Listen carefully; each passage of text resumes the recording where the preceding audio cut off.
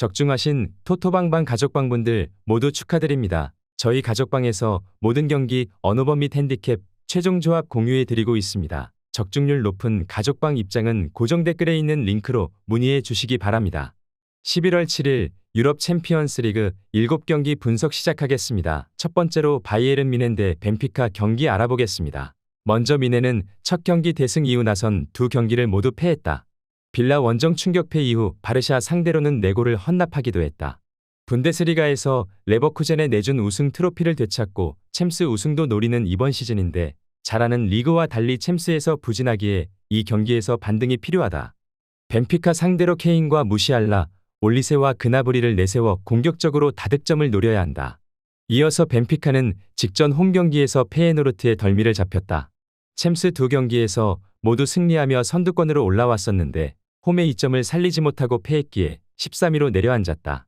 플레이오프를 거치지 않고 16강에 가기 위해서는 8위 이내의 성적이 필요하기에 이 경기에서도 공격에 기여를 올릴 수 있다. 벤피카는 네이션스 리그에서 잉글랜드 침몰의 주역인 파블리디스가 최전방에서 김민재와 우파메카노 등 홈팀 수비를 괴롭힐 수 있다. 그러나 디마리아의 영향력이 떨어진 측면이 고전할 것으로 보인다. 게레이로와 킴미, 데이비스 등 공수 밸런스가 좋은 측면 자원들이 상대의 침투를 저지하며 공격을 이끌 것이고 케인과 올리세가 해결할 뮌헨이 승리할 것이다. 바이에른 뮌헨 승리를 추천합니다. 두 번째로 파리 생제르맹 대 아틀레티코 마드리드 경기 알아보겠습니다. 먼저 파리는 지로나전 승리 이후 두 경기에서 승점 1점 추가에 그쳤다. 그러나 아스날과 호벤 등 난적을 상대했음을 어느 정도 감안해야 한다. 리그에서는 모나코를 제치고 1위를 지키고 있고 전체적으로 팀의 경기력이 올라왔다. 이강인과 바르콜라, 자이르 에메리 등 젊은 재능들이 팀을 확실하게 지탱하고 있고 콜로 무아니는 언제든 상대의 수비를 무너뜨릴 수 있다. 이어서 아틀레티코는 첫 경기 승리 이후 연패를 당했다. 10년 넘게 늘 챔스 8강권 전력을 유지한 강팀이지만 최근 흐름이 좋지 않다. 리그에서는 무패가 끝났고 직전 챔스 경기에서는 릴에 패했다. 홈에서 경기를 주도했음에도 세를로스와 그리즈만이 침묵했고 세계 최강으로 자부하던 수비 라인도 정같지 않다.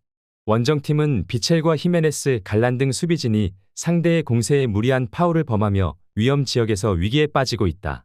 큰 부상을 당하며 선수 생활이 끝날 상황에 처한 르 노르망의 공백도 크다. 바르콜라와 콜로 무아니, 이강인이 홈에서 공격을 주도할 파리가 경기를 지배할 것이다. 파리 생제르맹 승리를 추천합니다. 핸디 언어버 및 최종 조합 받아보실 수 있는 가족방 입장 방법 알려드리겠습니다. 먼저 영상 하단에 댓글을 클릭해 주세요. 두 번째로 댓글 속 가족방 링크를 클릭해 주세요. 마지막으로 채팅 참여하기 누르신 후 메시지 주시고 답장 기다려 주시면 가족방 입장 도움드리도록 하겠습니다. 그럼 분석 이어가 보도록 하겠습니다. 세 번째로 인터밀란 대 아스날 경기 알아보겠습니다. 먼저 인테르는 영보이스 원정을 승리하며 선두인 빌라와 리버풀에 2점 뒤진 공동 3위권으로 치고 올라왔다. 골득실에서 밀리며 7위에 위치해 있지만 그들보다 승점이 많은 팀은 두 팀에 불과하다. 리그에서는 선두를 질주 중인 나폴리에 뒤져 있긴 하지만 챔스 3경기 무실점을 기록하는 등 챔스 성적은 좋다. 드 브리와 파바르, 바스토니 등이 상대의 공세를 잘 막아내고 있다. 이어서 아스날은 역시 인테르와 마찬가지로 3경기 무실점 2승 1무를 기록 중이다. 트로사르와 마티넬리 등 기대한 공격진의 득점이 적긴 하지만 리그에서처럼 강력한 수비를 자랑하고 있다. 수비 보호에 능한 데클란 라이스와 토마스 파티가 중원에서 중심을 잡아주고 있고 살리바는 공중볼을 내주지 않고 있다. 인테르는 홈에서 츠르베나 상대로 4골을 뽑아내는 등 충분한 화력을 보여줬다. 그러나 튀랑과 라우타로를 지원할 확실한 벤치 크랙이 부족하다. 타레미가 역할을 해야 하는데 살리바와 마갈량이스, 벤 화이트 등 아스날의 최종 수비에 고전할 것이다. 밀고 밀리는 경기 운영 속에 두 팀이 승점을 나눠 가질 것이다. 무승부를 추천합니다. 네 번째로 페예노르트 대 잘츠부르크 경기 알아보겠습니다. 먼저 페예노르트는 지로나와 벤피카 등 쉽지 않은 팀 상대로 원정에서 연승을 따내며 승점 6점을 획득했다. 산티아고 히메네스와 스탱스 등 주전 2명이 부상으로 결장 중이지만 네덜란드의 강팀답게 안정적인 경기력을 보여주고 있다.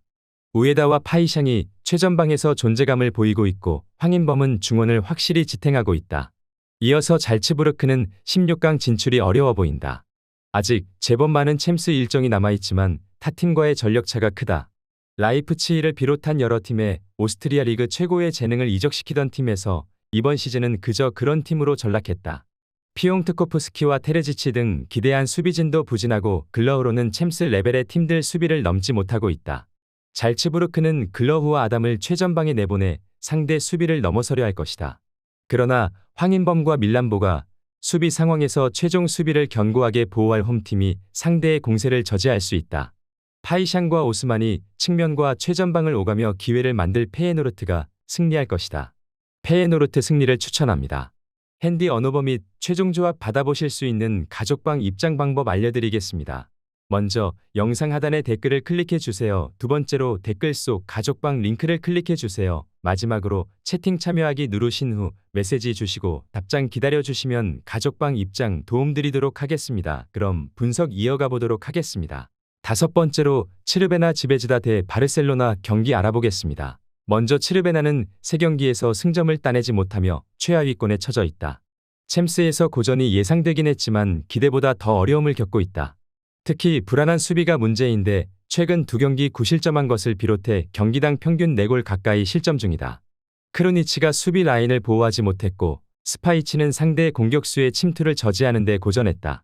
이어서 바르셀로나는 지난 경기에서 해트트릭을 기록한 하피냐를 앞세워 미넨을 완파했다.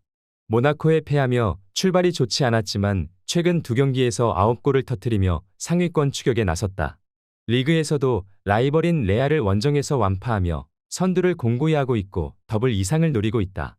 레반도프스키와 야말, 하피냐의 삼각 편대가 활약 중인 최전방에는 부상에서 돌아온 가비도 합류했다.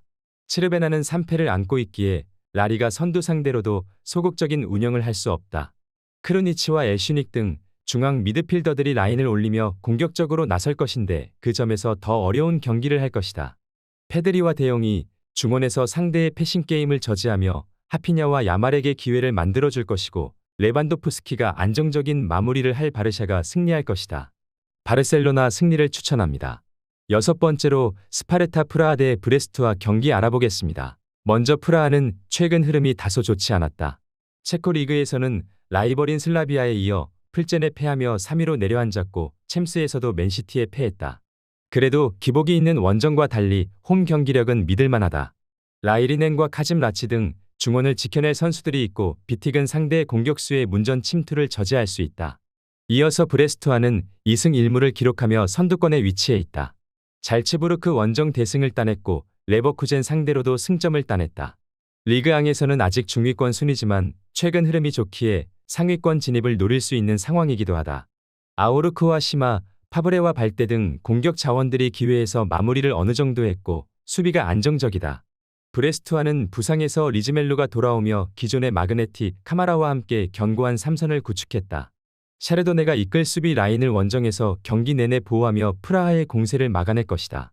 단 프라하 역시 홈 수비가 탄탄하기에 상대에게 리드를 허용하지 않을 수 있다. 무승부를 추천합니다. 핸디 언어버 및 최종 조합 받아보실 수 있는 가족방 입장 방법 알려드리겠습니다. 먼저 영상 하단의 댓글을 클릭해 주세요. 두 번째로 댓글 속 가족방 링크를 클릭해 주세요. 마지막으로 채팅 참여하기 누르신 후 메시지 주시고 답장 기다려 주시면 가족방 입장 도움드리도록 하겠습니다. 그럼 분석 이어가 보도록 하겠습니다.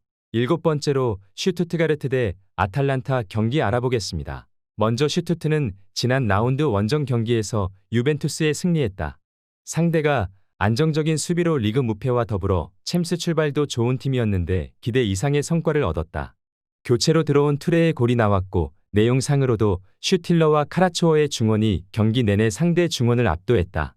그로 인해 이제 더 높은 순위를 노리고 홈 경기에 나선다.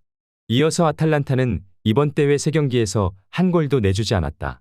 리그에서도 최근 연승에 성공하며 선두권으로 올라왔는데 지난 시즌 유로파 우승팀의 강력함을 보여주고 있다. 단, 이 경기는 난적을 원정에서 만나기에 무리한 공격 축구보다는 그들이 잘하는 중원을 두텁게 하며 버티기로 임할 것이다. 지난 리그에서는 선두 나폴리를 잡았다. 홈팀은 운다브와 르월링, 데미로비치 등이 나서는 최전방 화력이 좋다. 그러나 아탈란타는 데론과 에데르송 등이 중원의 라인을 최대한 내려 슈투트의 공세를 저지할 수 있다. 두 팀이 90분 내내 접전을 펼치며 승점을 나눠 가질 것이다. 무승부를 추천합니다.